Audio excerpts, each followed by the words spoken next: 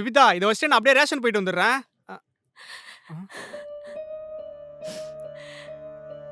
ஹே ஹே பொண்ணுண்டு.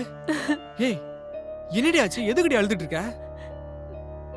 தாலி அறுந்துருச்சு மாமா. தாலி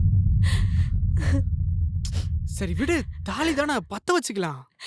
இல்ல மாமா, அம்மா சொல்லுவாங்க தாலி அறுந்துருச்சுன்னா குடும்பத்துக்கு ஆகாதான், புருஷனுக்கு ஏதாவது ஆயிடும்னு சொல்லுவாங்க மாமா.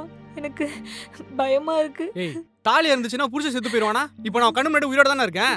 இப்ப எதுவும் ஆகல, அப்புறம் ஏதாவது ஆயிடுச்சுன்னா? இங்க பாரு, தாலி என் உயிர் கிடையாது, உன்னோட அன்பு தான் என்னோட உயிர்.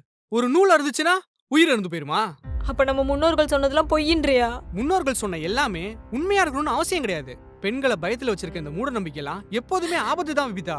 என் மனசு ஏத்துக்கவே மாட்டேங்குது. ஏதோ அபசுகுணமாவே ஃபீல் ஆகுது.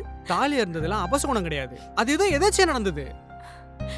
உனக்கு எதுவும் ஆகாம இருந்தா சரி. இங்க பாரு, எனக்கு எதுவும் ஆகாது.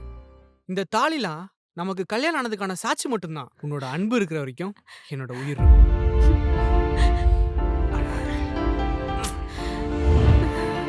இந்த ஷார்ட்ஸ் உங்களுக்கு பிடிச்சிருந்ததுன்னா வெண்ணிலா டிஃபன் சென்டர் யூடியூப் சேனலை சப்ஸ்கிரைப் பண்ணிடுங்க.